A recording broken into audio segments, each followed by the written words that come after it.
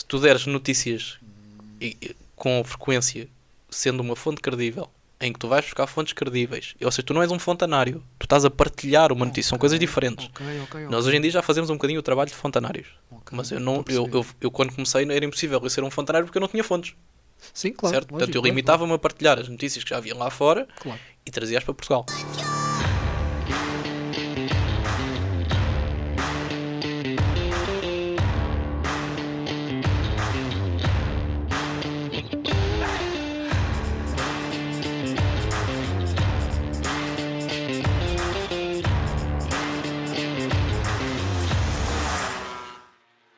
Sejam bem-vindos aqui ao Race Flag, mais um episódio, mais uma entrevista com um convidado especial. Vocês que assistem às corridas, de certeza conhecem esta cara aqui ao meu lado.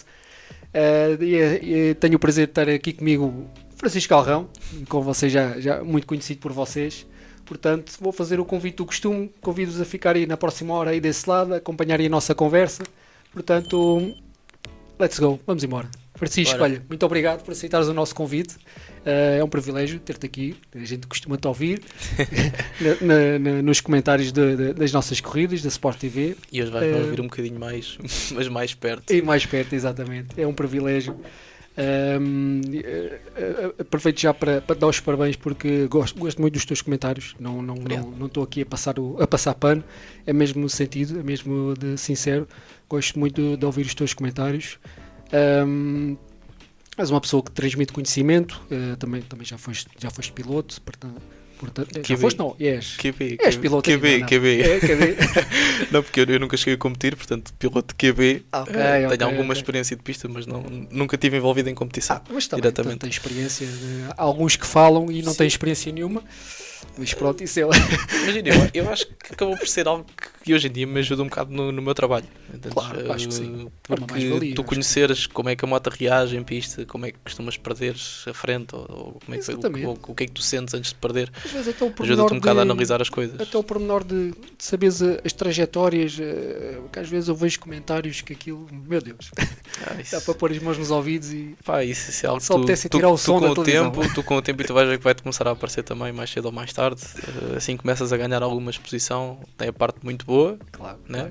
Que é a publicidade do teu trabalho, e a malta que vai falar contigo e que dá os parabéns, olha, estás a fazer um bom trabalho nisto e nisto, mas vai chegar a parte má da exposição, que é o mentaliza-te, quem está em casa vai sempre saber mais do que tu. Sim. Pronto. E no meu trabalho igual, não penso que é só no teu. E vais sempre ter aquelas pessoas que acham que, aliás, que não sabem a diferenciação entre ser, ou seja, passar uma mensagem de ódio e fazer uma crítica. Porque eu posso chegar aqui e dizer assim, o teu podcast é uma porcaria. Eu não estou a fazer uma crítica.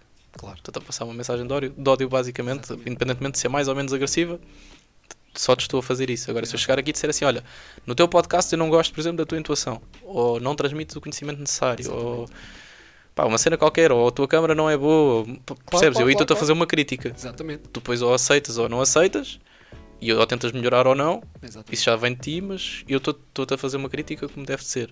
Agora, se eu disser assim, não, és uma porcaria, isto não presta. Mas não presta porque? Não sei, não presta. Exato. Isso é só porque sim. Sim. E esses vais levar muito com eles. Infelizmente ao cá mais é disso hoje em dia. Vais levar muito com esses. Muito bem, sim senhora. Olha, vou-te fazer a pergunta da prancha. Quem é o Francisco Galrão?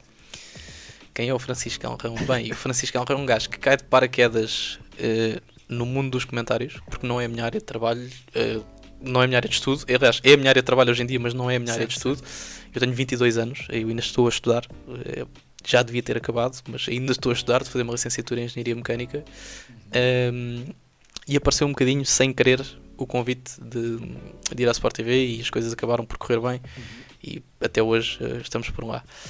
Depois a Motojornal veio um bocadinho também por arrasto, porque já tiveste cá pessoal que esteve na Sport TV na mesma altura que eu, ou na altura em que eu me estreiei na Sport TV, digamos assim. Houve uma altura em que a Sport TV costumava convidar todas as semanas, ou para todos os grandes prémios do Mundial de Superbikes, um piloto do Nacional, ou alguém que tivesse experiência em pista, não necessariamente um piloto, mas alguém que fosse próximo à modalidade, entendes? E nesse aspecto acho que é importante tanto para quem lá vai, porque aproveita de uma experiência que não é muito comum. Exatamente. E foi nesse sentido que eu fui à Sport TV da primeira vez. Foi com a ideia de, eu vou aproveitar um fim de semana de televisão. Exato. Não há muita gente que tenha essa oportunidade, entendes? E Foi mais olhar para isso do que para outra experimentar o lado coisa. de lá, não é? Exato, experimentar o que é estar atrás de um microfone, o que é que eles realmente veem numa cabine, porque há muita gente que tem aquela ideia que nós temos muitas imagens, e imagens que não passam cá para fora, e que nós é que selecionamos as imagens, e desde já as coisas não são assim, não é? Claro, Nós claro. recebemos exatamente as mesmas imagens que vocês, Exato. tanto que se tu vires a corrida no Sport TV, no MotoGP TV, na Sky, no outro canal qualquer, é tudo igual. A fonte é a mesma. Porque as imagens que nós recebemos é a Dorna que as seleciona, ou seja, aquilo sai, é transmitido a termos de satélite para todas as televisões que têm os direitos e recebem exatamente as mesmas coisas. Claro. Pronto. E eu fui um bocadinho com essa ideia, sabes? Com a ideia de vou-te saber o que é televisão em direto, porque eu já tinha feito algumas coisas de televisão em diferido, algumas gravações, na altura mais em miúdo, para umas brincadeiras, para umas novelas, umas cenas assim. E fui com essa ideia. Dias que começaste nos morangos com açúcar. Não. Os morangos quando eu comecei a fazer já não havia morangos. mas pronto, fui com essa ideia de brincar um bocadinho à televisão. E a coisa correu bem no sábado, ainda um bocado a nervos, não é? Claro. Uma coisa é eu estar aqui a falar contigo, que já estou habituadíssimo a falar com câmaras e com microfones. Estamos num ambiente completamente descontraído, tranquilo, uma conversa que é mais para o lado informal do que formal, portanto estás à vontade com tudo. Agora, quando tu chegas a primeira vez a uma cabine, nunca comentaste, nem sabes qual é o botão que tens de carregar para falar, não nada, tu vens um bocado a stress. Pronto. Portanto, o sábado aquilo foi um bocadinho mais a nervos, o domingo mais soltinho, pois já não é o primeiro impacto, não é? Já passaste umas horas dentro da cabine em direto, mais ambientado, já sabes o que é que estás à espera. Pronto. E o domingo correu bem, e eu, porreiro, acabei o domingo, mochilinha às costas, vou-me embora, porreiro, um fim de semana bacana de televisão, e acabou para mim, porreiro, venho entrar no elevador, e na altura um dos editores da Sport TV chamou-me à parte e disse, pá, isto correu mais ou menos bem, era bom fazeres mais uns testes, se a coisa correr bem, a gente depois logo vamos vendo o que é que dá. E fui continuando a brincar aos Superbikes, e no fim desse ano estava a fazer o Grande Prémio de Valência, com o Vítor Martins e com o Rui Matias, já na altura. Se eu não me engano, nesse ano o Rui Balmonte estava enviado em Valência. Portanto, eu ainda não trabalhava com eles, chamamos assim, estava entre aspas em testes. E no fim desse ano. Estavas a estagiar. Mais ou menos isso. E no fim desse ano, ou no início da temporada seguinte, eles na altura chamaram para começares a ganhar aqui algum carro, mas já connosco era bom começar no Junior HP. E foi assim que a coisa começou dentro da televisão. Agora, muito antes da televisão, se me perguntares quem é o Francisco, eu digo-te, é um gajo que nunca olhou muito para o meio da televisão num lado dos comentários. Aliás, se chegarmos ao mais antigo, ou de onde é que começa as motas, eu digo-te, eu comecei a ter moto no dia em que fiz 4 anos. E não foi um amor à primeira vista. Eu não me apaixonei pelas motas. Já lá vai, já ia fazer essa pergunta. Pronto, então eu não vou alongar aqui, mas só para chegar à parte da televisão. Sim. Em termos de televisão, que ligação é que eu podia ter tido à televisão? Eu, na altura, quando chegamos ao 10º ano e temos que escolher uma área para seguir, eu não estava totalmente decidido daquilo que queria. Porque eu estava ou indeciso, chamamos assim, entre comunicação social e uma das engenharias que na altura acabou por ser, ou aliás, acabaram por ser opções que eu não segui no fim do 12º ano. E eu acabei por me decidir por ir para ciências porque na altura já não me recordo bem da história, mas acho que era com o exame de filosofia. Dava para tentar fazer a comunicação social, ou se eu me quisesse candidatar a comunicação social, dava por aí. Enquanto que se eu fosse por línguas, para depois ir para engenharia, era impossível, não tinha matemática nem física, era muito complicado. E então fui por aí e fui para a engenharia. E quis o destino que, independentemente de ir para a engenharia ou não, fosse passar pelo lado da comunicação social. Exatamente. Trocaram-te um bocadinho as voltas. Mas a vida é isso mesmo, e às vezes temos que nos adaptar. Mas olha, mais uma vez estás a fazer um excelente trabalho. Eu gosto muito de ouvir os teus comentários. Mas agora, já que tocaste e abriste essa porta, vamos já por aí. Quando, onde e como é que começou aí a paixão das motas? Não começou bem, posso-te já adiantar. Não começou bem porque eu me tenho aleijado, mas simplesmente porque não foi um amor à primeira vista. Eu no dia em que fiz 4 anos, meus pais deram-me a primeira moto, na altura, tipo aquelas pocket bike, com rodinhas e tudo ainda, com um parafuso a estrangular o punho, para eu não poder acelerar tudo a fundo. Mas eu equipava-me todo, o meu pai punha a moto a trabalhar e eu fugia por causa do barulho. Pronto, basicamente foi isto. E andei ali uns anos que eu não liguei muito à coisa. Estavas a andar com ela desligada, então? Não, eu sempre andei muito de bicicleta, andei muito de bicicleta em miúdo. E as motas eu olhava para aquilo e havia aquele fim de semana em que, isto hoje apetece-me, mas depois se fosse preciso estava 3 meses que não pegava naquilo. E depois quando fui ficando maiorzinho, o meu pai na altura tinha uma pista de motocross, a pista da Lapa era do meu pai, e já maiorzinho, pai com, sei lá, 10 anos, uma coisa assim do género, voltei-lhe a falar, pá, era bom arranjar uma moto, vou começar a andar outra vez, nananã, aquela linga do costume. E o meu pai, ok, bora, eu arranjo qualquer coisa para isso. E mesmo assim não foi outra vez aquela paixão. Mas com 4 anos também já tinha partido disso? Já tinha Não, partido aí não, ou foi a partir do teu pai? Não, partiu um bocadinho dos dois lados, De arranjar sem a tentar moto? entrar em muitos detalhes. Sim. As motas são um bocadinho tabu dentro da minha família, Ok. porque por motivos que já Certo, passaram no certo, passado Claro. e não que interessa. Sim. e acabaram por fazer com que as motas fossem um bocadinho odiadas dentro da família. No entanto, aliás, toda a gente testa motas, à exceção do meu pai, nasceu ao contrário. E o meu pai nunca me proibiu de ter moto, mas também nunca me obrigou a ter. Certo, Pronto, certo. sempre me deu a possibilidade. Se ele quiser ter moto, ele tem. Se ele não quiser, ele não tem. Certo. Pronto.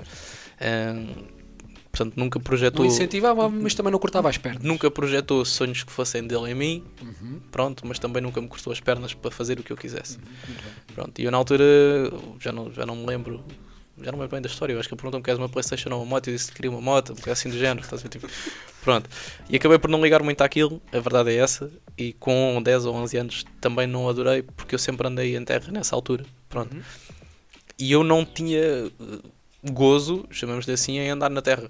Pronto, Ok. e até que aos meus 12, 13 anos comecei a ter contacto com Alcatrão. Pronto, comecei a ter moto na altura para a estrada, com a carta dos 14, e comecei a andar em cartódromos, escolas de pilotos e isso tudo, e até foi muito por aí que eu fiz. A minha passagem pelas pistas acaba por vir muito daí. Eu nunca fiz competição, eu nunca tive ligado a subir de categorias no autódromo. Portanto, eu basicamente o que fiz foi, eu comecei a andar com pitbikes no cartódromo, depois comecei a andar com 4,5, depois dos 4,5 tive um episódio menos feliz com um problema de saúde, completamente exterior às motas, mas com 16 ou 17 anos acabei por ter um problema oncológico, e por isso mesmo as motas acabaram por ser um bocadinho o meu refúgio nessa altura, percebes? E foi mais aí que as motas vincaram uma posição na minha vida, porque eu já praticava a modalidade com alguma frequência, andava de moto todos os dias, era o meu transporte todos os dias, mas até passar a ser o teu escape é uma coisa diferente. Exato, é isso Pronto. que eu ia dizer. E eu hoje em dia ando muito pouco em estrada, não é por nenhum motivo em específico, também aliado à falta de tempo que hoje em dia tenho. Claro. Porque eu basicamente eu não sinto necessidade de andar na estrada, a não ser no meu trabalho, em que ando a testar motas, Claro. não sinto necessidade tem que de andar na estrada. E a pista ganhou muito esse papel vincado, chamemos-lhe assim, porque quando, sem estar outra vez a entrar em pormenores, mas quando estás numa fase menos boa, é muito fácil tu teres dias em que estás espetacularmente bem e que és imortal, e no dia a seguir que te entregas-te àquilo e que pronto, não vês saída. E as motas ajudam-te um bocado a aliviar isso. Pronto, as motas, pá, no meu caso foi as motas. Sim. Para outras pessoas pode ser, sei lá, jogar as cartas, roupa, surf, qualquer coisa. E quando tive alta de estar doente, foi quando comprei a moto do autódromo, a R6, que ainda hoje tenho, e que foi-me acompanhando ao longo dos últimos 4 anos, se eu não me engano. E foi daí que nasceu mais a paixão vincada dos autódromos. Já acompanhava corridas há muitos anos, não fazia, não era aquele contacto próximo de estar dentro da pista, era estar de um lado de fora, Ok. mas foi aí que começou a vincar mais o que era estar dentro em pista e o que é que estar na pista representava para mim. Ok, muito bem, interessante. Mas o teu pai já era piloto ou era só... Não, o meu pai nunca gostou de competição, nunca competiu. O meu pai teve moto em miúdo, começou a ter moto com 12 anos, na altura, naquelas coisas dos anos, do fim dos 80, início dos 90, que ainda dava para apareceres em casa sem dizer nada a ninguém com uma moto, sabes? Ok. Em que arranjavas tipo 10 ou 12 contos e arranjavas tipo uma casal toda escafiada. Exatamente. Pronto, foi mais ou menos assim que a coisa começou. Ok. E depois a moto estava sempre a dar problemas, e na altura os meus avós disseram: pá, se vies trabalhar connosco no verão, dou-te uma DT, que era a moto da altura, né? Pronto. E pronto, e foi assim que a coisa começou. assim Mas o foi meu pai nunca ligou a motas e teve muitos anos afastado das motas. Ok. Mesmo depois de eu já ter moto, o meu pai ainda teve alguns anos sem estar ligado às motas, mas sempre ligado ao desporto motorizado. Desde miúdo que me lembro do meu pai sempre ter jipes, sempre ter tipo, participar em provas tipo rallies, fazer trial, esse tipo de coisas. Portanto, apesar de não ser nas duas rodas, o desporto motorizado sempre esteve presente na minha vida. Presente, sim, Pronto, sim, e claro. a parte da mecânica em si sempre esteve presente na minha vida, porque desde que eu me lembro de ser gente, o meu pai sempre mexeu em carros e em motas, apesar de não ser a profissão dele. Certo.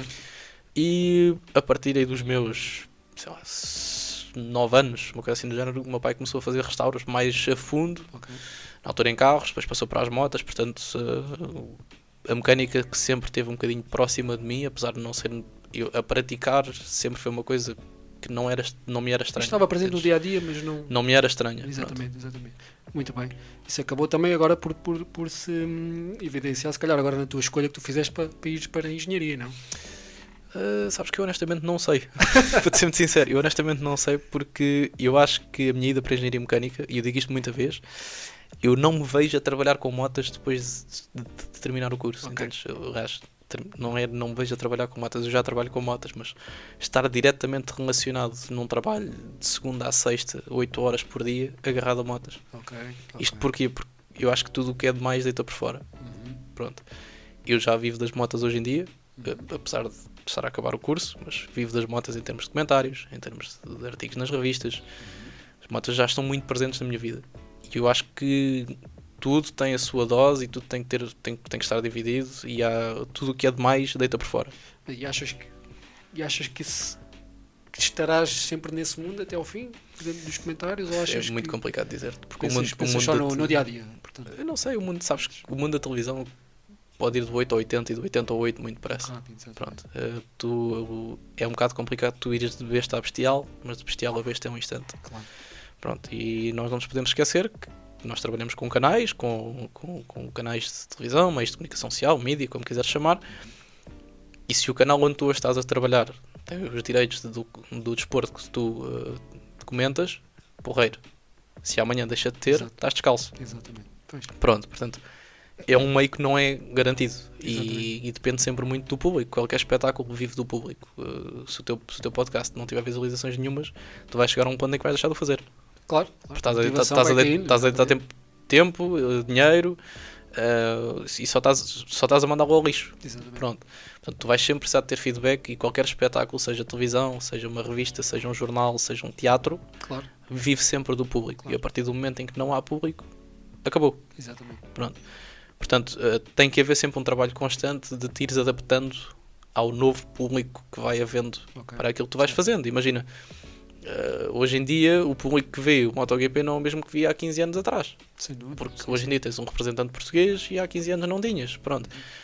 E as pessoas acabam por vir, e bem, atenção que aqui não estou a criticar ninguém, e bem, tentar apoiar aquilo que é nosso. Mas depois já não é um público que acompanhava tão perto como acompanhavam antigamente, e por vezes acabam, lá está aquilo que a gente falava há pouco, acaba por haver discrepâncias em termos de opiniões e isso tudo que acabam por não ser fundamentadas. Certo. Pronto. Certo. E atenção que eu estou a dizer isto e que não me faz problema nenhum as pessoas falarem o que quiserem, está tudo bem, não me faz diferença nenhuma. Acho que bem com isso. Não me incomoda absolutamente nada, para ser sincero. A mim, diretamente, não me incomoda. Às pessoas à minha volta no meu ramo familiar ainda faz alguma confusão. Claro. Porque nós, apesar do meu trabalho ser esse, eu sou uma pessoa normal igual às outras todas, porque eu acho que as pessoas hoje em dia ainda têm um bocadinho aquela ideia de as pessoas da televisão ainda são os intocáveis. Sabes? Eu acho que as pessoas têm um bocado essa noção ainda. Sim. Um bocado por culpa das pessoas também, não vale a pena eu estar com tretas, porque a verdade é que nós todos somos pessoas normais. Aquilo simplesmente é o nosso trabalho. Temos mais ou menos exposição do que a pessoa A, B ou C, e por exemplo, tu entraste em contacto comigo e eu respondi-te igual eu respondo com todas as pessoas, está tudo bem, ok, olha, tens aqui um convite para vir, queres participar, não queres? Pronto. Nós não somos intocáveis. Às vezes as pessoas fazem-nos ser mais intocáveis, no sentido em que, muitas vezes, quando tu tens 500 pessoas que gostam de ti, tu sabes que essas pessoas que gostam de ti, mas não dizem nada. E isso, imagina, mesmo que 500 falem bem de ti, se houverem 2 ou 3 que falam mal, tu só vais dar atenção aos 2 ou 3 que falam mal. Sim, é verdade. Pronto. E por alguns episódios que vão aparecendo, nós que estamos nas televisões, nos mídias, ou o que seja, às vezes acabamos por nos afastar um bocado do público no geral, sem que muitos tenham culpa, entendes? Mas por uns vão pagando os outros, certo. E nós vamos, entre aspas, fechando aos poucos, e não vais aceitando, por exemplo, podcasts ou grupos de Facebook, coisas deste género, percebes? Porque tu acabas por ser, e agora volto a dizer entre aspas outra vez e sublinhado, maltratado, ou a tua opinião não é respeitada, porque eu acho que é o ponto principal é esse. Ninguém tem que concordar com a minha opinião em nada, mas eu tenho que saber respeitar a opinião de todos, e toda a gente devia de saber respeitar a minha. Claro. Pronto, independentemente de termos pontos de vista diferentes ou não. Óbvio. Agora, que as pessoas muitas vezes não o sabem fazer, não o sabem. Não, e sim. nós não temos a necessidade dessa exposição, porque quando nós nos aproximamos do público, seja num grupo Facebook, num podcast, num Instagram, num Twitter, qualquer coisa, nós não estamos a ganhar nada com aquilo, estamos a fazer aquilo por gosto. Exatamente. Pronto. E quem perde com isso quando nós nos afastamos é o público no geral. Claro, É a minha opinião. Claro que para nós também é bom, porque eu pessoalmente eu gosto de lidar com as pessoas que acompanham a modalidade, são fãs como eu comento, mas eu sou fã da modalidade. Eu antes de comentar eu já via, já acompanhava com, se calhar não tão vincado como faço agora, mas Óbvio, claro. 50% ou 60% do que faço agora já fazia. E as pessoas acabam por... As pessoas e os comentadores saem prejudicados com isso. Porque nós deixamos de ter contacto com o resto do pessoal e o resto do pessoal deixa de ter contacto connosco. Claro. Sim, mas isso acaba por ser também uma forma de defesa, não é? Como tu estavas a dizer. Tens que fazer, porque pá, eu posso dizer que há acusações tão estúpidas e cenas tão estúpidas hoje em dia. Não consegues selecionar só aquela pessoa, Não consegues. Tens que fazer ali um corte transversal e depois acaba como é que se costuma dizer? Aquele ditado. O justo paga pelo pecador, não é? É um pouco por aí, não é? Sabes que o que eu costumo dizer aqui é, independentemente daquilo que tu faças no teu trabalho, vai ser sempre aquela fábula do burro, do velho e do jovem, sabes? Sei. Pronto, e basicamente, para quem não sabe lá em casa, e assim sendo muito rápido, um avô, um neto e um burro iam a pé, e iam os dois ao lado do burro e passam por uma aldeia. Na primeira aldeia eles dizem assim, olha que burros, o burro que não vai carregado, eles vão para aqui a pé feitos parvos. Na segunda aldeia passam os dois em cima do burro.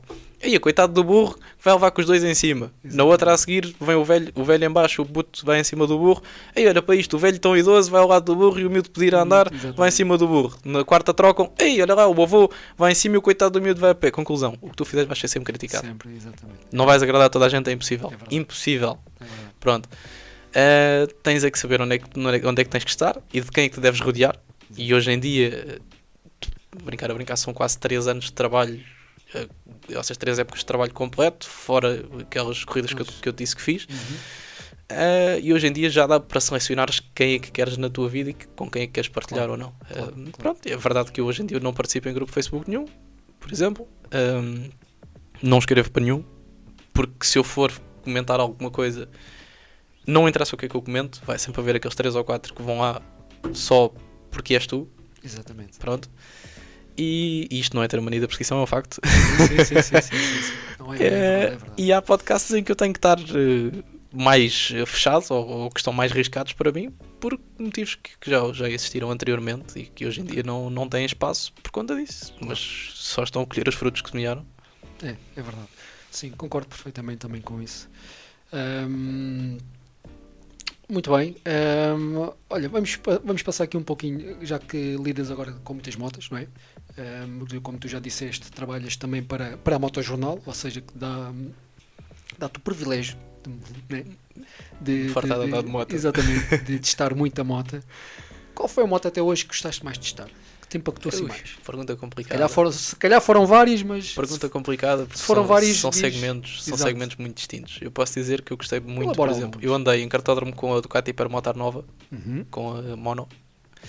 Gostei muito de andar na moto no cartódromo e gostei muito. Uma força brutal, não é? Eu não posso falar de muitas coisas, porque senão okay. É só para dizer que o ensaio já foi feito há mais de 3 anos, portanto qualquer multa já prescreveu. Mas posso dizer que é uma moto que lá está, não é estar a puxar a brasa a nenhuma marca em específico, mas é uma fanbike pura e dura. Okay. Gostei muito de andar com F800 GS. Bastante divertida, né? Gostei muito de andar com F800 GS, tanto na terra como na estrada. Gostei muito de andar com a S1000RR nova. Deixa-me pensar assim de repente. Mas depois há outras motas que não têm nada para ser muito especial, mas que acabam por te surpreender. Por alguma coisa. Sim. Posso dizer que eu, por exemplo, eu testei a Royal Enfield Himalayan nova, que é uma moto que custa 5.000 e tal euros nova, e que vem com um bocado daquele rótulo ali. Isto é uma moto indiana ou paquistanesa, ou o que tu quiseres chamar, no caso a Royal Enfield é indiana. Exato. Mas a moto surpreende, sabes? Porque tu no fim do dia tu andas na moto e tu consegues, ok, por uma moto de 5.000 e tal euros nova, isto tem este ponto positivo e este ponto, claro que tem pontos negativos, todas as motos têm e todas as motos têm pontos positivos. A moto foi o meu primeiro ensaio na altura e surpreendeu-me pela positiva à Pela moto, positiva. percebes? Porque, aquilo querendo ou não, para quem procura aquele estilo de moto e não queira gastar muito dinheiro, pá, estamos a falar de uma moto que faz consumos tipo 2.2, 2.3, já traz GPS de origem, já traz não sei o quê, 1000 mariquices, um depósito grande em chapa, blá blá blá blá. E quando tu olhas para aquilo, ok, isto custa 5.000 euros. E eu com 5.000 euros compro uma moto usada que não tem nada disto. Exatamente. Pronto. Há uma série de motas que eu gostei de experimentar.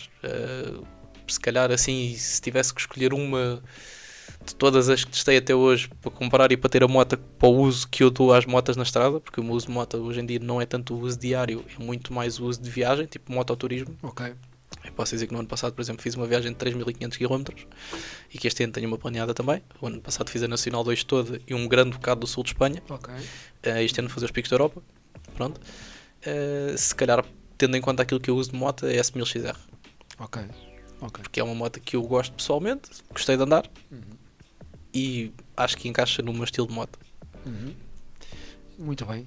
E ando muito com pendura também, portanto, Exato. a S1000XR Sim, acaba por ajudar um bocado a pendura. Ali o equilíbrio, não é? Muito bem. Olha, agora, falando agora aí da tua profissão na parte dos comentários, qual é que achas que é o principal desafio de fazer aí os comentários a uma corrida? O principal desafio é o trabalho de casa, que é o que as pessoas não veem. Que é simples, nós estamos aqui 1 hora e tu preparas um guião para estar aqui. Pronto. Agora prepara um guião para estar 3 dias, 8 horas seguidas a falar. Claro. Pronto, não há guiões. Exato. Não é possível fazeres um guião para 24 horas, porque são 8, 8, 8, são 20 horas em direto que seja. Às vezes há mais, outras vezes é menos, dependendo de situações espontâneas que possam aparecer. Tu não consegues preparar um guião. Tu trazes algumas coisas que vais aproveitar durante os treinos livres, por exemplo, e o resto vais ter que te aguentar um bocado com o que a transmissão te der. Se tiveres uma corrida monótona, vais ter que saber entreter durante uma corrida monótona, que é a parte complicada dos comentários. Se tiveres uma corrida emocionante, é fácil tu comentar. Claro, há sempre assunto. Está toda a gente a ferver em casa e está a ver, e tu estás a ferver na cabine e vais aproveitando a emoção da corrida e vais dando emoção e vais não sei o quê. Pronto, isso aí não é muito fácil, é relativamente fácil de se fazer. Sim. Mais fácil de gerir, né? Tens de ter um discurso coerente, são muitas horas, por vezes muitas horas sozinho dentro da cabine, não estás com ninguém, estamos a falar de um espaço, pá, imagina, com, sei lá, 4 metros por 2, em que estás lá fechado 20 horas num fim de semana. Pronto, e que não tens contacto com luz. Acabas por estar sozinho, a sério? Muitas vezes sozinho. Ok. Muitas A ideia vezes. que era sempre duas pessoas. Não, eu posso dizer que, por exemplo, eu fiz o final da temporada de Superbikes do ano passado sempre sozinho. O Junior GP faço sozinho, Rookies Cup faço sozinho, Moto E faço sozinho, Moto 2 e Moto 3, sexta e sábado faço sozinho, domingo com o novo formato estamos a fazer com um comentador extra.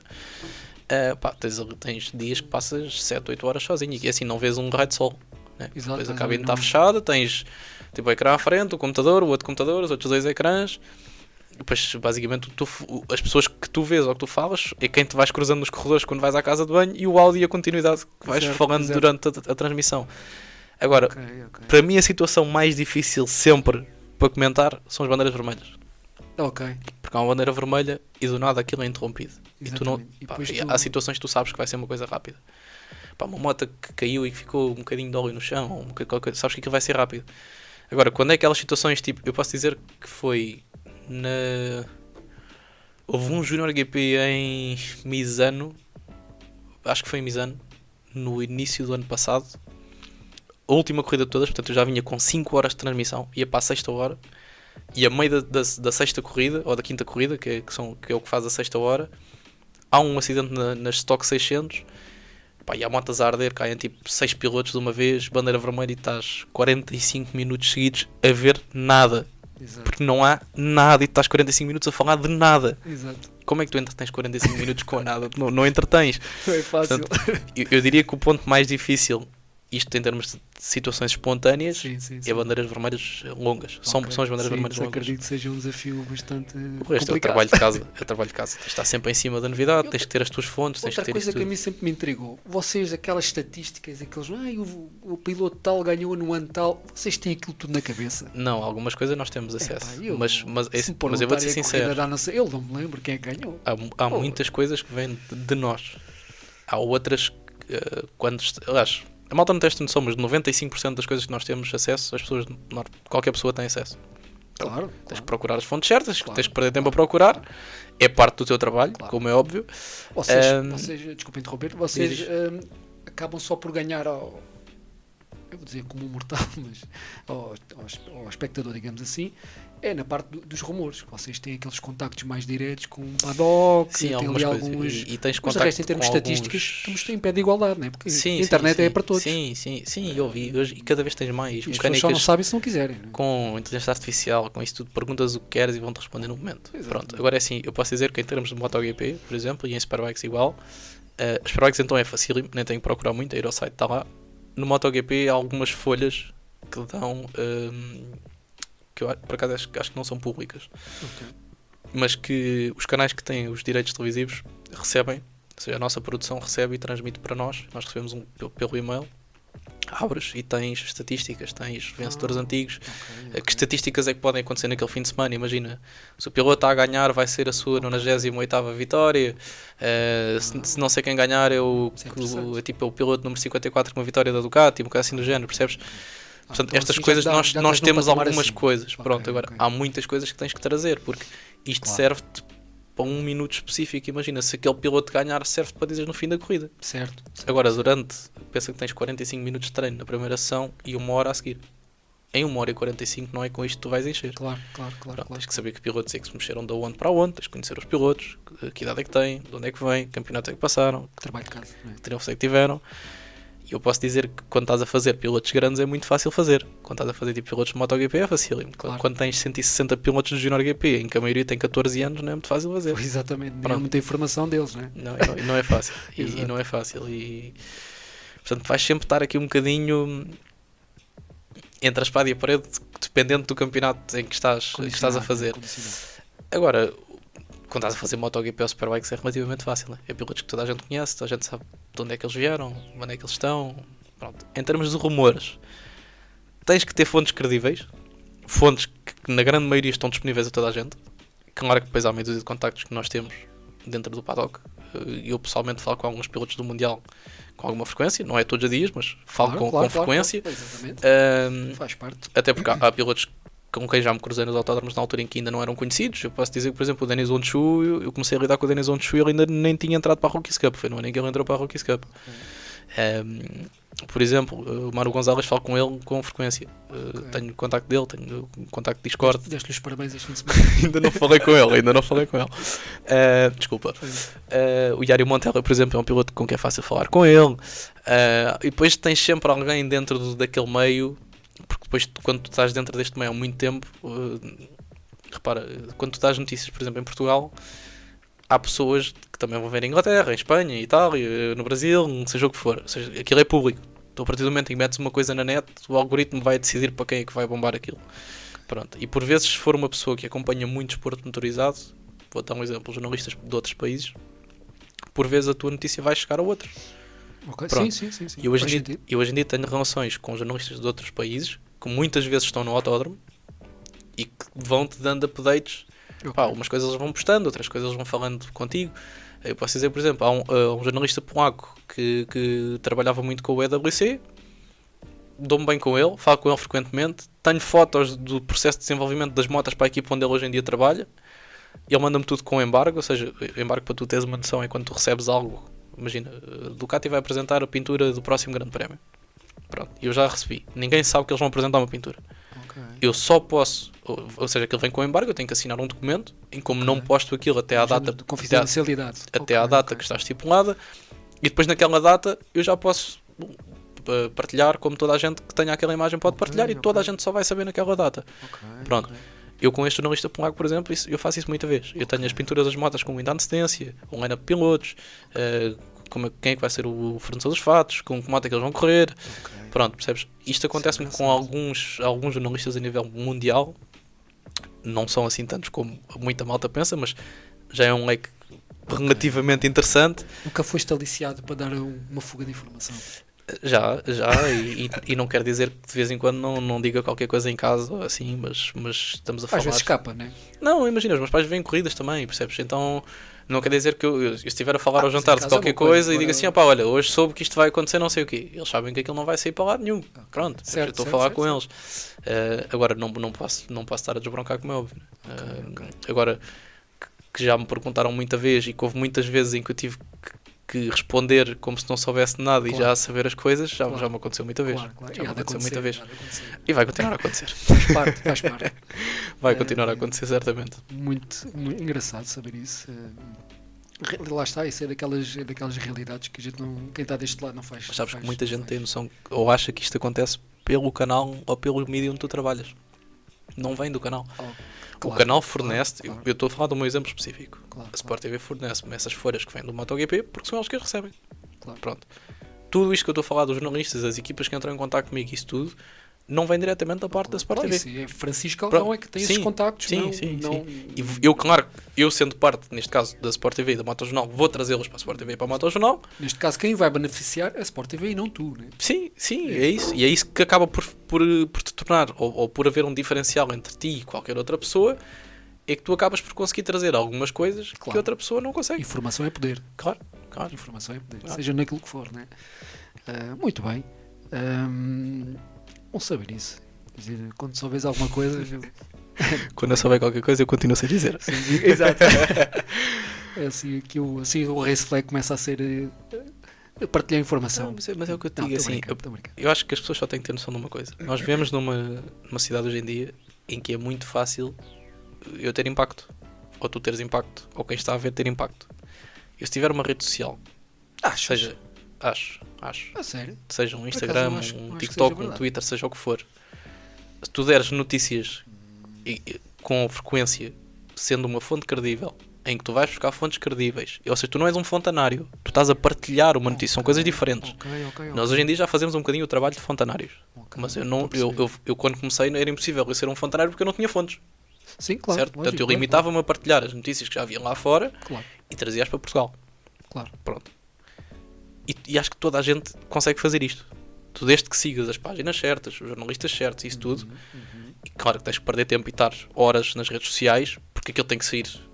Se aquilo saiu há 5 minutos, ou despachas naquele momento, ou já não és o primeiro. Exatamente. Pronto. Mas acho que é fácil tu hoje em dia criares uma credibilidade e acabares por ganhares. Como é que eu tenho de dizer? Ganhares dimensão dentro de um meio só com redes sociais. E depois eu acho que a malta não tem esta noção, mas os mídias estão de olho nas redes sociais. Nós quando precisamos de ir buscar alguém, Ok, estou a entender o que estás a dizer. Sim. nós tivemos que ir buscar alguém, por exemplo, para ir comentar um campeonato qualquer que apareceu, nós temos duas opções. Ou vamos buscar alguém que já conhecemos, ou temos que ir buscar alguém novo. E para ir buscar alguém novo tens duas opções, que é ou vais a outro canal buscar, ou dás uma oportunidade a alguém novo. Claro. Pronto. Claro, E esse alguém novo vem de onde? Vem das redes sociais, claro, vem das rádios, claro. vem das páginas que fazem Sim. análise, dos Sim. podcasts. Acaba por ter vindo de uma referência, não é? Sim. Faz sentido, Sim. não é? Ninguém vai, Tem que ser alguém do ninguém vai meio. bater à porta do vizinho, pô, quer ficar, não é? Não conhecer de lado nenhum, Eu não é? posso dizer que nós este ano, por exemplo, eu fiquei encarregue de fazer alguns testes com malta nova por conta do Mundial Feminino, que nós queríamos uma comentadora feminina para começar a fazer trabalhos connosco e fomos falar com algumas pessoas de jornalismo, na altura pessoas conhecidas minhas, foi requisitado a todos os comentadores, quem conhecesse Claro. jornalistas Claro. ou fãs do desporto que tivessem capacidade para estar atrás de um microfone para virem fazer testes. Pronto. E eu acabei por ficar encarregue de fazer 1 ou 2. E posso dizer que pessoas que trabalham na rádio, que acompanham o desporto e isso tudo, chegam à cabine e não conseguem falar. Bloqueio. Não conseguem. Que o semáforo apaga e trancou. Ok. Porque nós estamos habituados a estar em casa. Abre verde para os pilotos e vermelho para elas. Por exemplo, mas atenção, isto estou a falar de casos em específico, não é toda a gente, como é óbvio. Sim. Da mesma forma que chegam lá pessoas que são pilotos, que nunca comentaram uma corrida e chegam lá e fazem o que querem da cabine e brincam com aquilo e estão à vontade. Pronto. Mas isso será porque estão... Será que estão... No entanto, acabam por estar atrás do microfone. O microfone é sempre um microfone. Mas estar a falar na rádio não é a mesma coisa do que estar a ver um... Não, e tens um script. Exato. Também. E não é a mesma coisa do que estares a comentar um episódio, um evento em direto, né? Que está a Acho que eu correr vejo em muito direto. aqueles comentários do... Era Pá, aquilo- isto comentar uma corrida é só dizer o que está a acontecer. E eu deixo sempre o desafio. A toda a gente existe, eu deixo um desafio. Experimentem agarrar numa corrida de MotoGP. Experimentem agarrar numa corrida de MotoGP. Tirem o som. E ponham o telemóvel a gravar e comentem. Exatamente. E depois digam-me se conseguem comentar. Exatamente. Não, eu por acaso não tenho essa opinião, porque sei que tenho a percepção e a noção que não é fácil, é difícil. A maior dificuldade é teres um discurso coerente do início ao fim, saberes quando é que tens que entrar e sair sem atropelar o teu colega. Claro. Pronto. Claro. Porque é isto que faz uma transmissão boa. Depois é o conteúdo. Mas o conteúdo vem daquilo que está a acontecer na corrida. Tu estás-te a limitar a falar do conteúdo. Certo, mas ainda assim não é fácil.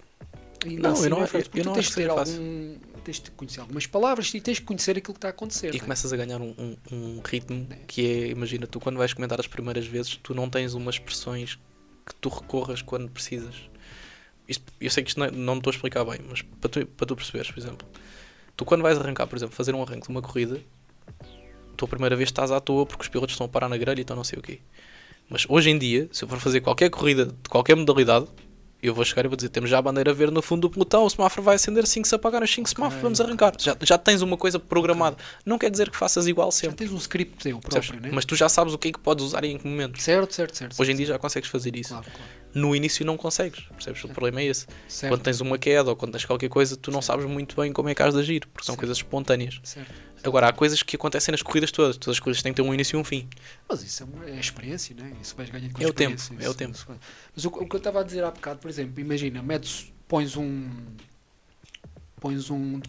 comentador de futebol a comentar MotoGP. No entanto, está habituado a comentar uma coisa em direto. Mas não tem conhecimento. Mas lá está, porque estamos a falar de um comentador. Se metes um narrador de futebol a comentar MotoGP, ele vai safar. Eu dou-te um exemplo simples. Tu agarras, por exemplo, no Pedro Nascimento, que faz futebol e que também faz desporto motorizado, fazia a Fórmula 1. Pronto, mas isto é porque o Pedro acaba por ser um gajo fora da caixa. Tem o jogo de cintura, né? Mas olha que o jogo de cintura do Pedro Nascimento tem um raio grande. Exato, é isso. Isto é uma brincadeira. O Pedro, se estiver a ver isto, já sei que ele se vai rir, porque o Pedro acaba por ter um diâmetro também. Era daí que eu estava a dizer que o jogo de cintura dele mexe muito. Mas o Pedro é um profissional excepcional. É sem dúvida alguma um dos grandes do nosso país. E eu arrisco-me a dizer que o Pedro em Portugal é a voz do desporto. Porque o Pedro agarra em qualquer coisa, tu dás-lhe ténis para as mãos e ele é bom a fazer ténis. Dás futebol e ele é bom a fazer futebol. Metes a comentar a Fórmula 1 e ele é bom a fazer Fórmula 1. Pronto, e isto para chegar aonde? Tu quando és bom narrador, tu consegues narrar qualquer coisa. Claro que há coisas que tu vais estar mais à vontade. Claro. Tu podes ser um especialista em futebol e vais ser muito bom em futebol e no resto vais ser só bom. Mas vais fazer, se for preciso, um desenrasque de última hora e eles disserem, estamos sem aconteceu uma cena qualquer, no caminho para o trabalho o carro variou, uma coisa qualquer do género, estamos sem comentador, ou sem um narrador. Se este gajo estiver disponível, anda cá porque nós sabemos que esta transmissão dá para fazer com ele. Okay. Pronto. O comentador eu acho que é mais complicado, porque o comentador já não é o gajo que está a narrar. Já é o personagem que está dentro da cabine que analisa as coisas ao detalhe. E quem analisa as coisas ao detalhe já não dá para ser... imagina, um comentador de futebol. Eu sou comentador de motas. Se eu for comentar futebol, apesar de gostar de futebol, eu não tenho conhecimento suficiente para fazer um comentário de futebol com cultura e bem estruturado e tudo correto. Portanto, eu não consigo fazer isso. Ok, estou a perceber, estou a entender. Um narrador não é bem assim. Porque tens duas personagens dentro da cabine, tens um narrador e um comentador. Sim. O narrador acho que é mais versátil ir às outras modalidades, o comentador está muito mais preso a uma modalidade. Ok. Interessante, sim, ok, concordo. Pois eu estava a falar nesse sentido e tu elucidaste, ok, faz sentido. O narrador é uma coisa e o comentador é outra. Imagina, sim, tu és sentido. um host, se tu fores um host de um podcast, seja um podcast de motas, de futebol, de fofocas, tu já sabes o que tens que fazer. Preparar um script. Exato. E guiar a entrevista. Agora, quem está deste lado tem que ser quem te está a desenvolver as perguntas. Certo? Tem que ser alguém que é especialista naquilo que tu estás a perguntar. Pronto, ou seja, se eu te tirar da tua zona de conforto, que é o race freio, e te meter num podcast de futebol, tu vais dirigir um podcast de futebol. Se calhar não tão bem como um podcast de motas. Sim. Mas vais fazê-lo. Estou a entender. Percebes? Mas agora, se me meteres a mim no papel inverso, eu não vou dar conteúdo suficiente para um podcast de futebol. Entendes? Sim. Pronto, é isso que é nesse aspecto. Não, sim, é extremamente interessante e realmente faz todo sentido, tem lógica. Muito bem. Olha, vamos aqui avançar um pouquinho. Olha, vou-te fazer aqui uma pergunta muito direta. Achas que o futuro é elétrico? Não. Não por vários motivos. E não é só por és um petrolhead, também sou, mas não. Eu acho que a solução é claramente combustíveis alternativos, não elétricos. Eu acredito muito no hidrogênio como solução, para ser sincero. Se calhar ajuda-me um bocado a ter esta opinião de estar na parte de engenharia. Não sei, é possível, porque eu acho que os elétricos têm um público muito específico. Agora, se me perguntares, um mundo com 100% de combustíveis fósseis, ou 100% com combustíveis renováveis, ou 100% elétrico funciona? Não vai funcionar, nunca. Porque tu tens sempre de ter um equilíbrio entre tudo. Claro. Se tiveres só combustível fóssil, vais ter uma sobrecarga nos recursos naturais. Se tiveres só elétrico, vais ter sobrecarga nas redes elétricas e nos combustíveis naturais. Nos combustíveis renováveis, tu chegas a um ponto, ok, mas os combustíveis renováveis eu tenho que ter desgaste e outros combustíveis poluentes para ir buscar combustíveis renováveis, portanto, também vais ter esse problema. Exatamente. Ou seja, a solução não é haver só uma coisa. Pronto, e isto a falar para a rua, num panorama geral da rua. Exatamente. Em termos de competição estamos a falar de coisas diferentes, não é? Porque as competições não visam ser verdes. Porque por muito que digamos o Moto é um campeonato verde, não. O Moto é um campeonato menos poluente do que os outros. Porque toda a estrutura por trás É igual. Eles têm que viajar entre está a ter circuitos. desgaste de energia de... Eles têm que viajar entre circuitos. Exatamente. Eles têm que ter preparação de motas, têm que produzir pneus, têm que produzir carnagens, têm que produzir cenas em metal. As peças, tudo, exato. Pronto, portanto, aquilo é menos poluente do que um campeonato normal. Exatamente. Ou, eu não vou entrar em detalhes, mas eu não sou muito a favor das baterias. Pronto, portanto, as baterias serem mais ou menos poluentes do que os combustíveis de MotoGP ou das outras coisas. Já houve uns episódios complicados. Sim. Começou a arder e ardeu. Foi tudo. Não consegues parar aquilo. Não é Percebes? hipótese. Já criaram uns tanques em que consegues mergulhar o que tiver a arder. Só que vamos ser sinceros. Parte prática. O tanque ter que ir até o local do incêndio. Agarrares com uma grua no que está a arder. Exatamente. Meteres dentro do tanque. Até Até fazeres isto, ardeu tudo. Exatamente. Pronto. Aqui depois é muito rápido. O fogo é muito Ardeu rápido. tudo. Portanto, quando me pergunto, eu acho que o futuro é elétrico? Não, eu acho que o futuro é a combustão. Acho que vão aparecer novas soluções para breve. Porque está sempre a evoluir. Não acho que a eletricidade seja a solução. E tanto acho que tens países hoje em dia que focaram muito no elétrico e que estão neste momento a andar para trás porque as redes elétricas já não aguentam. Exatamente. Vou dar o exemplo dos Países Baixos, por exemplo. Sim.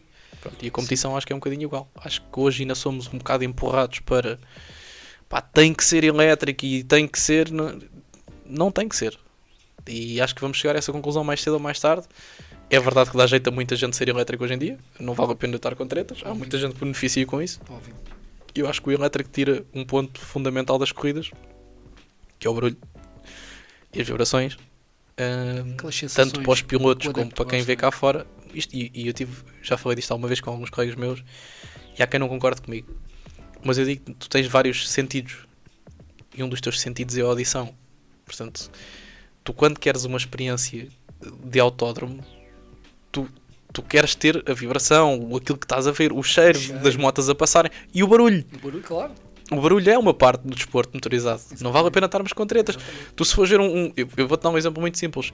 Eu gosto muito de clássicos e sempre estive muito ligado a clássicos e apesar de não ter muita idade, eu tenho 22 anos, portanto eu não acompanhei muitas coisas na altura, tipo Fórmula 1 da altura do Senna, os V10, já não consegui apanhar isso de perto, porque mesmo que eu já fosse vivo, eu era muito novo.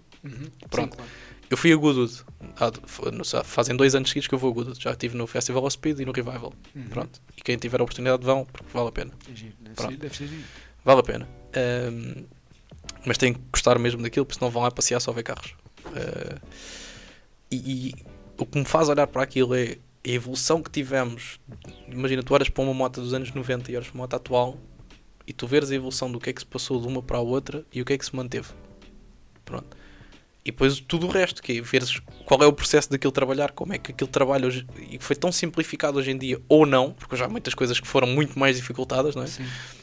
Muitas coisas que foram simplificadas, mas hoje tens muita coisa com eletrónica e muita coisa com aerodinâmica e tudo isso veio, entre aspas, facilitar o trabalho ou facilitar o rendimento da moto, mas complica o trabalho dos outros, do engenheiro e do piloto. Sim, eu acho que facilita o utilizador, mas ao montador complicou 10 vezes, 100 vezes mais. Claro, concordo contigo a 100%. Eu acho que é nesse sentido. Concordo contigo a 100%. Agora eu gosto do barulho e depois eu tenho um problema grave que eu cresci com 2 tempos, portanto eu adoro 2 tempos. Claro.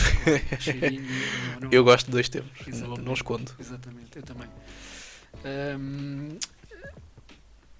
Então, já agora que tocamos aí nesse assunto, qual foi, achas, a maior evolução que tu viste agora recentemente no mundo da competição? Assim, não falando de MotoGP, vá, que é o expoente máximo. Falando em competição de motas, é difícil a dizer porque as coisas no último ano ou nos últimos anos eu acho que nós temos tido pequenas evoluções pouco a pouco. Pronto, Por acho exemplo, achas que a aerodinâmica foi uma coisa que Foi um muito- avanço tão grande? foi, sem dúvida Fez alguma. uma grande diferença? Sem dúvida alguma, porque tu pegas numa moto com aerodinâmica, mete uma moto ao lado da outra. Eu vou-te dar um exemplo. Tu pegas já não me recordo, acho que foi o Crivillier em 99. No Crivillier em 99 faz a pole em Jerez. Para teres uma noção, as motas de Moto 3 o ano passado bateram esse tempo. Ok. E estamos a falar da categoria que na altura era rainha, claro que são com pneus de há 25 anos atrás e com isso tudo, mas estamos a falar de motas com perto de 200 cavalos na altura, para motas que têm 80, Certo. percebes? Portanto, claro que são muito mais leves e os pneus evoluíram muito, os travões evoluíram muito, não estou a discutir o contrário, nem estou a dizer que o piloto A é melhor do que o B por serem de épocas diferentes, não é isso que eu estou a defender. A questão aqui é, a evolução é notória e tu evoluís, tu se quiseres comparar o Moto 3 com as 125, o ritmo das Moto 3 hoje em dia é ridículo ao pé do ritmo que eram as 125, que era a classe equivalente da altura, percebes? Sim. Pronto. Sim. Em termos de GP Mas, por exemplo, aí, específico, aí não tem aerodinâmica, não tem carga de aerodinâmica. não, mas vês a evolução de tudo o resto, por isso é que eu estou a dizer. Acho que nos últimos anos tens tido pequenas evoluções, Ok. mas a longo prazo tiveste um salto gigantesco em termos de Sim, performance. sim, foi um salto quântico. Agora, sim. se me perguntares, a aerodinâmica tem um papel fundamental? Tem. Tem, toda a gente sabe isso. Porque hoje em dia a aerodinâmica, nós falamos, o Ducati é a moto que está mais à frente na Mas, por exemplo, aerodinâmica. consideras que tenha sido a maior evolução? Nos últimos 10 anos, talvez. Não diria a aerodinâmica só, o conjunto aerodinâmica, a Red Device, o Wallshot Device tem um papel fundamental, mas eu acho que acima de tudo a maior evolução de sempre vai ser a eletrónica. Eletrónico, pois. E é inevitável contornarmos isso. Porque Porque hoje em dia qualquer moto do Mundial de Superbikes ou de MotoGP sem eletrónica é inconduzível. É inconduzível. Tu não consegues conduzir uma moto com 350 cavalos ou 300 cavalos que tem 150 kg. Por isso é que eu gosto do BSP. Não é? Lá não há ajudas. Não, eles lá é basicamente o stock. Lá não há ajudas para ninguém. Yeah. E hoje em dia a verdade é essa. É muito complicado. E tudo, é muito complicado tu conduzires uma moto sem eletrónica. Mas mesmo na estrada há muitas motas que hoje em dia já são inconduzíveis sem eletrónica. Sim. Pronto. Sim. Portanto, eu diria que a maior evolução de todas é a eletrónica. Agora, se me perguntares, a aerodinâmica tem um peso brutal. Tem um peso brutal na evolução. Sim, claro. A meu ver, vai estragar um bocadinho as corridas. Porque, ok, os pilotos são mais rápidos a andar às voltas, mas as corridas pioraram. Sim. Porque hoje tens que jogar com... Temos menos ultrapassagens. Tens que jogar com a turbulência do gás que vem à frente, com o efeito de sucção nas travagens, com o efeito do aquecimento. Sim. Pá, eu não gosto de aerodinâmica, pessoalmente. Eu acho que acabou por trazer mais problemas, ou, não vou dizer problemas, se calhar um adjetivo um bocado, mas se calhar trouxe mais questões negativas do que positivas. Eu acho que automobilizou as motas. Ok. Ou seja, tu foste tornar um campeonato de 2 rodas, que era um campeonato, dou-te um exemplo, Um bocado à semelhança da Fórmula 1. foram buscar a parte técnica da Fórmula 1, é isso que eu estou a dizer. Porque tu vês, por exemplo, as Moto 3 não têm nada, as corridas continuam a ser animadas. Ok, que são corridas com cilindradas muito menores e geralmente há mais ultrapassagens, mas... Que há mais a questão do piloto, não é? Entendes? A questão aqui é... Piloto. Hoje em dia a aerodinâmica tem um papel tão grande nas corridas que se tu não tiveres uma moto capaz em termos aerodinâmicos, pá, vou dar um exemplo. O Fábio Quartararo é um piloto fenomenal. Foi campeão do mundo e acho que não tem que dar provas a ninguém, que já as deu.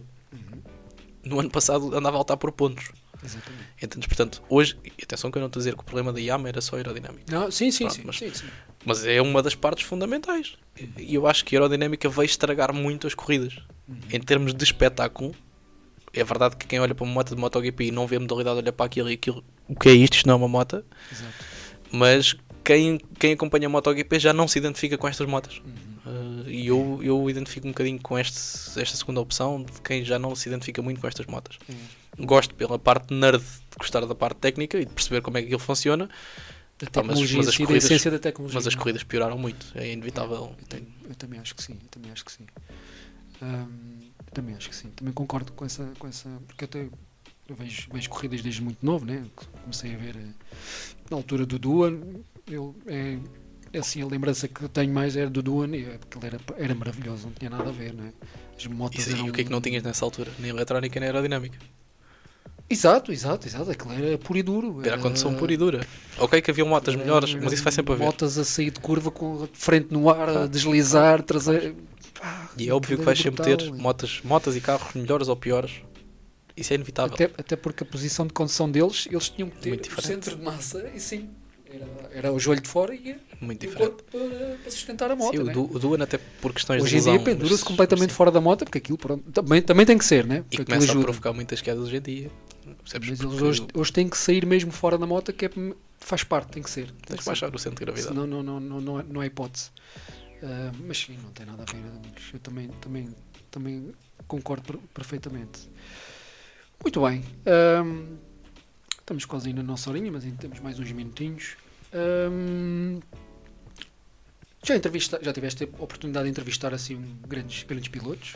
Já tive a oportunidade de dividir. Já tive a oportunidade de dividir o estúdio. Olha, vamos fazer assim direta. Vamos fazer assim. Um que tenha surpreendido na positiva e um na negativa. Um que me tenha surpreendido na positiva. Pela positiva, deixa-me pensar assim muito rápido. Eu honestamente eu gostei de lidar com o Marques no ano da Gresini. O ano passado? Sim. Okay. E isto, atenção, não tem a ver só com o Marques, mas pela estrutura que ele tinha à volta. Porque eu tive contacto com o Marques em 2 anos seguidos, ou seja, 22 e 20... Não, desculpa, 23 e 24. Portanto, o último ano da Honda e o primeiro da Gresini. Certo. E na Honda o Marques era intocável. Okay. Tu, para chamares o Marques para uma entrevista, o Marco tinha que trazer 50 assessores e tinha que vir protegido até ao local da entrevista e pronto. E no ano a seguir anda tranquilo de scooter. E queriam saber quais as perguntas que ias fazer ou não? Não, algumas vezes sim, percebes? Algumas coisas sim. Vou-te dar um exemplo. Grande Prémio de Portimão, tu és o host daquele fim de semana e tu chamas, olha, somos a televisão portuguesa, temos um estúdio aqui, não sei o quê, era bom vocês virem, nem que seja para perderem aqui 10 minutos a falar connosco. Pronto. E os pilotos, na grande maioria, eles vêm. Só que tu, para chegares ao piloto, tens que passar pelo assessor da equipa, o assessor do piloto, o assessor do Rococó, o gajo que tem que ir com ele à casa de banho, e só depois é que chegas ao piloto. Pronto. E a diferença drástica de um ano para o outro do Marques é avassalador. É a estrutura. É uma estupidez.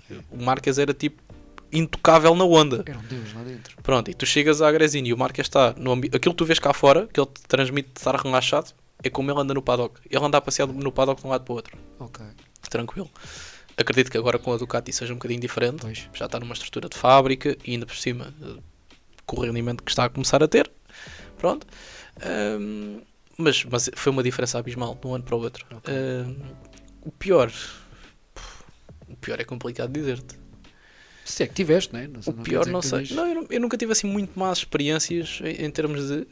Tive uma engraçada. Não diria pior, mas em Monte Gordo, no Sand Race, tive uma entrevista ao Kevin Rocheroux, dos quads, e o Kevin Rocheroux fala zero inglês. Estás a ver? E o Kevin Rocheroux ganha, e na altura a A2, que era com quem eu estava a trabalhar nesse fim de semana, a A2 Comunicação, pediram para entrevistar os vencedores. Eu entrevistei o melhor dos portugueses, que foi o Luís Fernandes, e entrevistei o Kevin Rocheroux.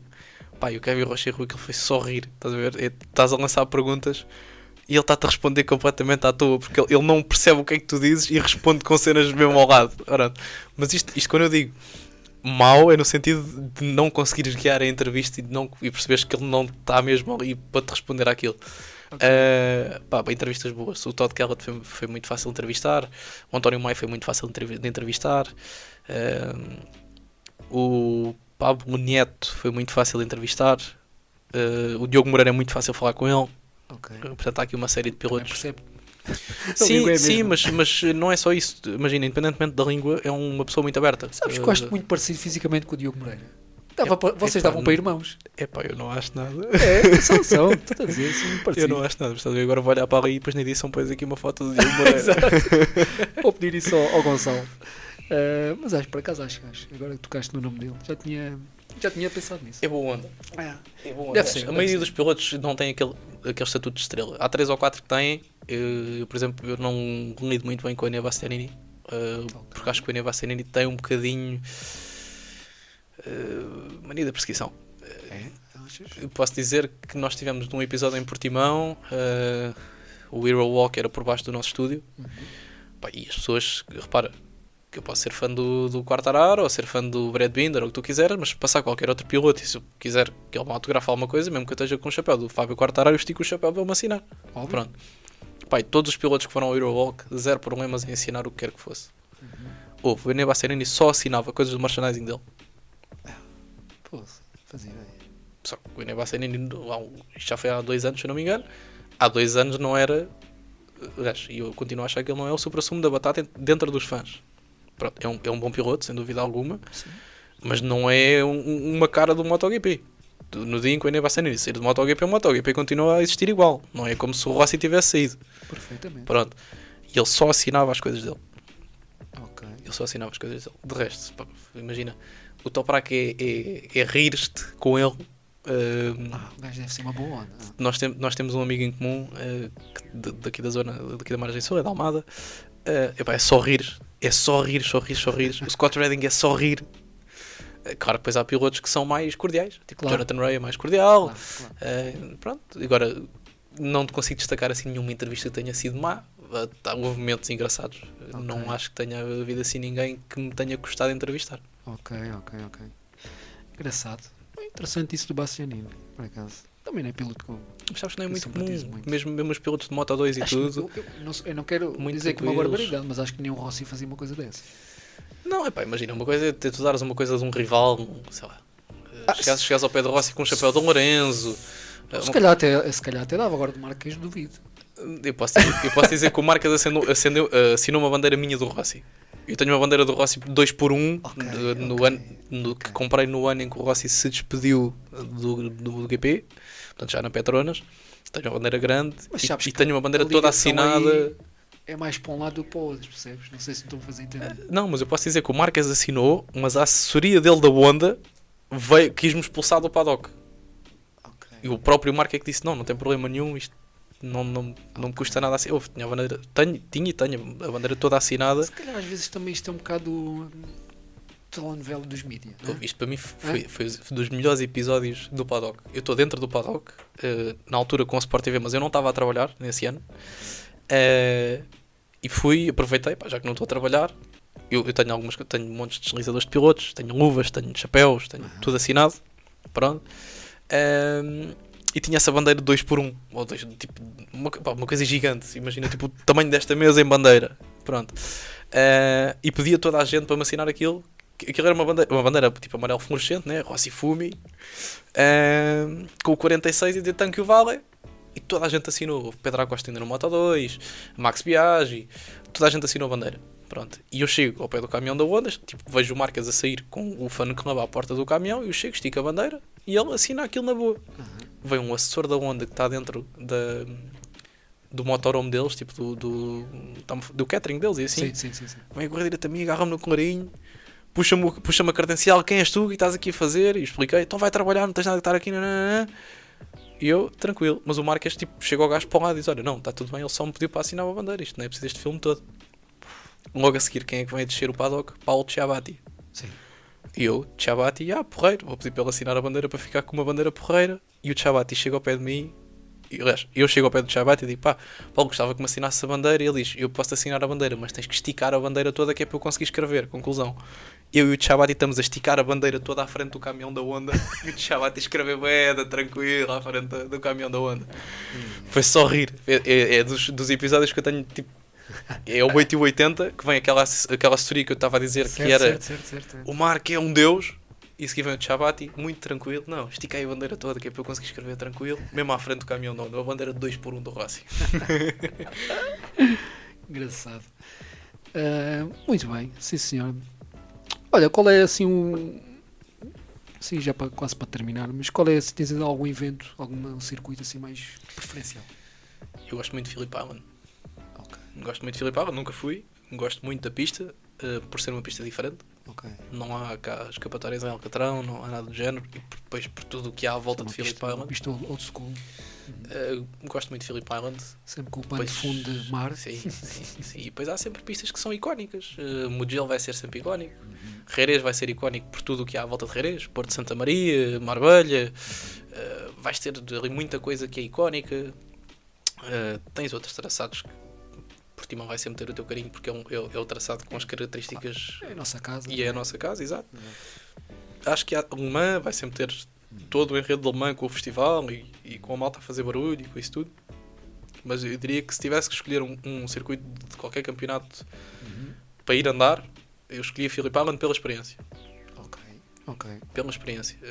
Por exemplo, acho que o Red Bull Ring é um circuito muito característico. E depois há um circuito que para mim, e felizmente voltou à competição este ano, para mim é um circuito fenomenal, que dá corridas muito boas e que a malta esqueceu-se completamente. Eu adoro Brno. Eu adoro o circuito de Brno.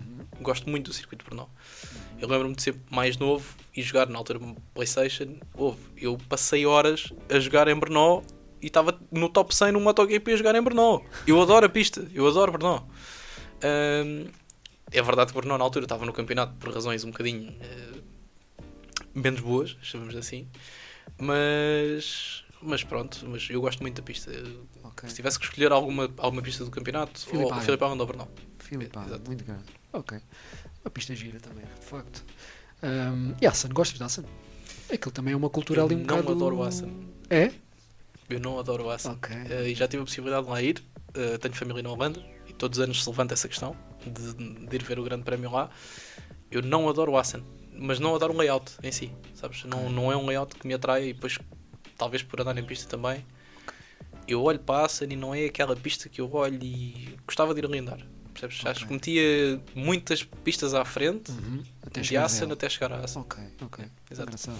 Acho que punha, por exemplo, Misano à frente, acho que punha Mugello à frente, acho que punha Jerez à frente, Catalunha à frente. Assim, de repente, estou-me assim a lembrar de meio delas. Suzuka à frente. E há muitas pistas que para mim que não estão no campeonato do mundo MotoGP, mas que são pistas fenomenais. Tipo, Spa para motas é brutal. Eu gosto de Paul Ricard, apesar de haver muita gente que não gosta de Paul Ricard. Texas. Imagina, eu gosto de Daytona, apesar de não achar Daytona uma pista segura. Seca deve ser uma pinta. Pronto. Eu acho Laguna Seca muito fixe, apesar de já não ser Laguna Seca que era, porque o Corkscrew já foi trabalhado. Claro. Teve que ser adaptado. Imagina, eu adoro Interlagos, sei que Interlagos não é seguro, tenho plena noção disso. De resto, eu estou curioso com o Flat Rock Park, que é uma pista que está a ser feita na América. Estou curioso. É uma pista muito grande, com vários layouts, com um layout de GP também, e que pode vir a ser uma das opções do Grande Prémio Americano, até porque há a questão do Cota sair, porque o Cota tem aquela situação do Alcatrão estar sempre com problemas, e há a possibilidade do Cota sair, ou o Cota manter-se e adicionar-se mais uma prova. Eu acho que eles já estão a começar a pensar nisso. Eles falaram ano passado em haver mais um Grande Prémio. O problema é que o MotoGP tu não consegues tratar como a Fórmula 1. Tu chegas a um país qualquer que tenha dinheiro e metes um contrato de 20 anos e faz um circuito citadino. O MotoGP não pode correr num citadino. Pronto. E como isso tens de ter autódromos com condições. Pronto. E por isso é que eu acho que o MotoGP, por exemplo, tão cedo não vai para a Arábia Saudita, deixa-me pensar, tipo, assim, de repente, Azerbaijão, que são países, eu estou a pensar em países que estão na Fórmula 1. Pá, não há condições para a MotoGP correr este tipo de países neste momento, porque não há autódromos com grau A. Enquanto não forem seguros, eles não vão correr. Para o Brasil. O Brasil tem uma série de autódromos. Eles não foram correr ao Brasil porque não tinham pistas com condições. Já estão a trabalhar agora a Goiânia, não é? Vão dia 17 a apresentar a pista. Vamos ver. Queres comentar o facto de eles porem o Marini na imagem? Eu não sei muito bem porquê. Não percebi. Acho que olhar para aquilo, precisavam de levar alguém. Tem ali um dedo de onda. Que acho que a Honda Brasil é muito forte. A Honda tem muito. E mesmo no campeonato brasileiro, muito. Eu acho que é a única ligação que eu vejo ali. A Honda tem 2 campeonatos monomarca dentro do campeonato brasileiro. Há 2. Há o Moto 1000GP e o Superbike Brasil. A Honda é muito forte lá no Brasil. Eles no Superbike Brasil têm a Honda Junior Cup com as CG 150 preparadas para a pista, que não tem nada a ver com uma CG que nós vemos nos vídeos, e o troféu CBR 6,5. Portanto, eles têm 2 troféus próprios. A Honda tem um mercado gigantesco no Brasil. Pode ter a ver com isso. Faz muito sentido ali. Acho que foi hoje ou ontem, já não. Mas repara, eu também não sei em que ponto é que, por exemplo, tu chamavas um piloto com a visibilidade do Marini e de outra marca qualquer e fazia mais sentido. Imagina, vou-te dar um exemplo. Se chamasses, por exemplo, um Brad Binder, que é que o Brad Wind iria fazer ao Brasil? Nada. Sim, eu percebo, mas pá, pôr lá o Miguel Oliveira, ok, temos o fator língua em comum, o Morbidelli, claro, tem a meia. Sim, o Moreira e o Granado por motivos óbvios. Exatamente, a meia. Também falta a meia brasileira do Morbidelli. Agora o Marinho ficou-me ali entalado, não sei. Comecei a tentar pesquisar ali, a tentar ver ali as ligações. É a única ligação que vejo, é ali o fator da onda ser muito forte. E é mais um mas nem sempre, até podiam ter posto o Mir, se calhar. Mas não sei porque foram pôr o É mais Marinho, um piloto de MotoGP. se calhar um bocadinho mais bonito. Acho que é mais por aí. Pode ter a ligação à onda, sem dúvida alguma, mas é mais um. Exato, é mais um. É mais um. Muito bem. Olha, queres fazer um comentário rápido à novidade que saiu hoje sobre os pneus? Podemos falar, a novidade da Pirelli, se Exatamente, quiseres. Acho que não há assim muita coisa que a gente se possa debruçar, mas acho que há aqui algumas coisas que são importantes. Força. Mas diz. Não, força, quero ouvir a tua teoria e depois eu comento por cima dela. Eu sou um nabo nisto, né? Mas eu gosto de pensar sobre as coisas. Eu acho que isto aqui tem um... Portanto, como é que eu vou-te explicar? Superbike já é Pirelli. Ele já tem as categorias todas, é Pirelli. Só estava a faltar já o MotoGP, não é? Certo. Fórmula 1 é Pirelli. Certo. Liberty Media quer fazer o negócio para comprar os direitos de MotoGP, né? Só ainda não avançou porque houve umas questões... Porque comprar os direitos de MotoGP implica geralmente comprar os direitos de outros campeonatos, mas sim. Exatamente, houve umas questões em termos de legais, digamos assim, mas isso mais tarde ou mais cedo vai acontecer. Eu acho que só faltava o MotoGP e acho que a pressão nesse sentido tudo apontava para aí. O que é que me dizes? Sabes que eu não vou tanto por aí. Eu vou a Michelin não tem destaque a mais campeonato nenhum. Tu se pensares num campeonato de motas, tu não pensas na Michelin de caras, em nenhum, nem no RWC, nem nas Superbikes, nem em lado nenhum, só o GP que era Michelin. Pronto, e se tu pensares nisso, quando a Michelin entrou, houve uma marca que teve que sair, que foi a Bridgestone. Pronto. E quando a Bridgestone saiu, onde é que a Bridgestone foi? A Bridgestone foi perdendo imagem, pouco a pouco. Sim, hoje em dia a Bridgestone corre em alguns campeonatos, é muito forte na resistência. É o principal pneu na resistência, sem dúvida alguma. Agora, quando penso em Bridgestone, só me penso logo no Endurance. E a Michelin, sem o MotoGP, vai ficar um bocadinho com isso. Porque, eu vou-te dar um exemplo. Tu também já fizeste track days. Tu, quando vais a um track day, quais são os pneus que vês lá mais? Pirelli e Dunlop. Ok. Tu vês os Dunlop porque são os pneus que o nosso campeonato usa. Por acaso não uso nenhum desses. Pronto, mas na grande maioria tu vês isso, ou vês malta que vai com os pneus da estrada, os S22, os Supercorsas e não sei o quê. Pronto, mas dentro dos slicks, malta tenta aproveitar as marcas que já utilizou. Imagina, se eu usar Supercorsas, a minha tendência quando passar para slicks é utilizar o Superbike. Pronto. Eu acho que a Pirelli tem, neste momento, tem uma oportunidade de fazer uma coisa muito boa, mas tem uma missão muito difícil a fazer. Pronto. A Pirelli faz os melhores pneus neste momento, acho que ninguém tem dúvida disso.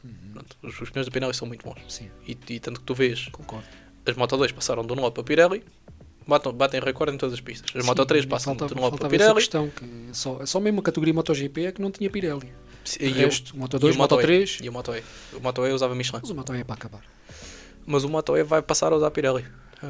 O Moto E vai passar a usar Pirelli, acho que pelo menos mas eu acho que na nota... é para acabar, não faz grande influência. Não sei. Na nota deste ano, eles aliás que saiu hoje, eles dizem que em 27 passa o Moto E a ser fornecido pela... Aliás, fica tudo. Ficam as categorias do Road to MotoGP, ou seja, Rookies Cup, Junior GP, AJ Talent Cup. Sim, mas não interessa porque isso agora, faria sentido, né? Para chegar ao Honda assim muito diretamente, eu acho que a Pirelli, se eu acho que a Pirelli faz falta ao MotoGP, não sei. Faz falta alguém para além da Michelin, sim. Pronto. Concordo. Agora, independentemente da marca que venha para o MotoGP, sem testes não vai fazer bons pneus.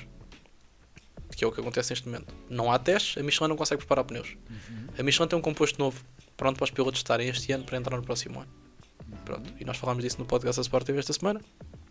Um pneu novo da frente, que é ligeiramente mais largo do que o habitual, apesar de continuar a ter escrito nas bordas 120mm.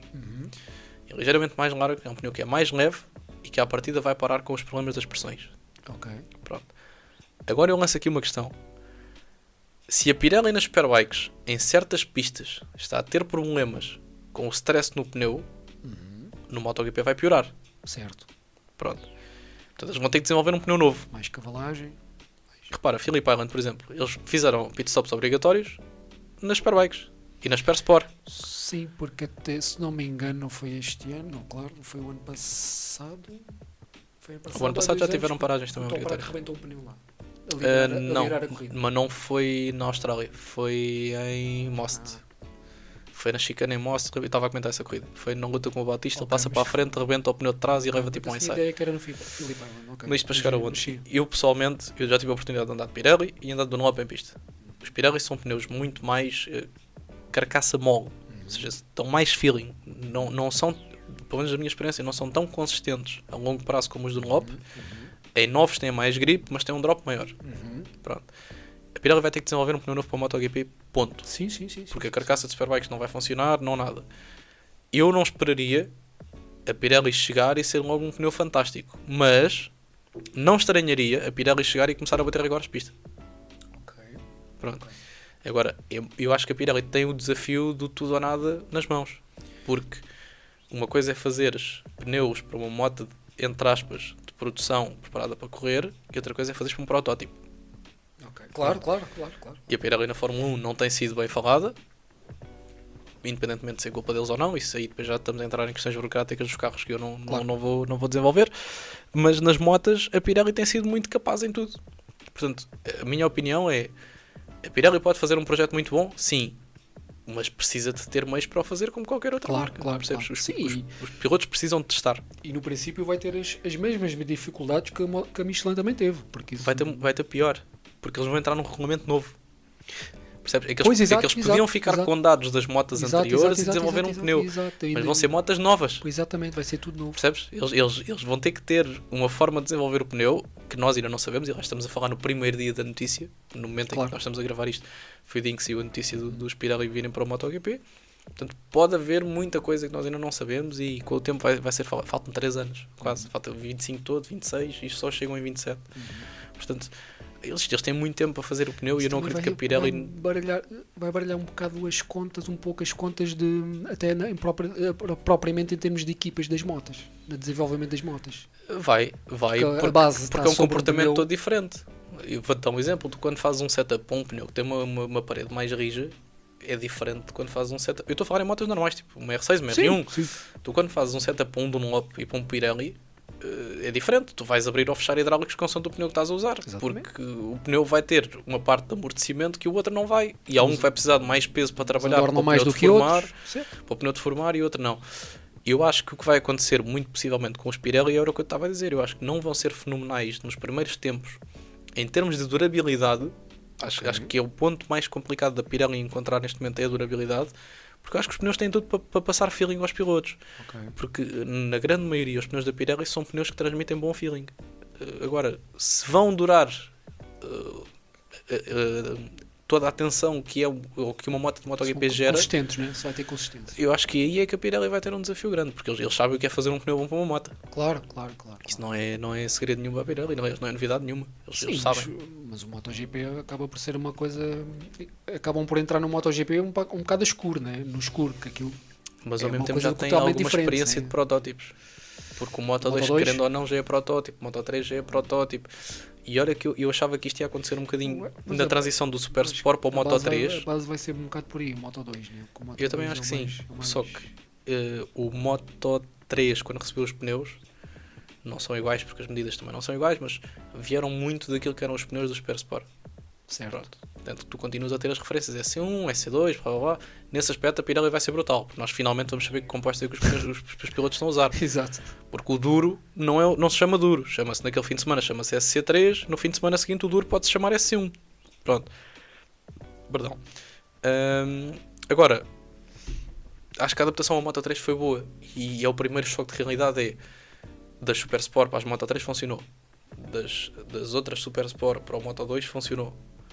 Vamos ver se das Superbikes consegues levar data suficiente para as GP, porque hoje em dia as Superbikes já derivam muito das GP. Sim, claro. Pronto. E nesse aspecto acho que a Pirelli pode ir buscar muita coisa. Ok. Muito bem, sim senhora. Vai-nos facilitar muito o trabalho. Exato. Em termos de análise para sabermos o que é que eles estão a usar. Muito bem.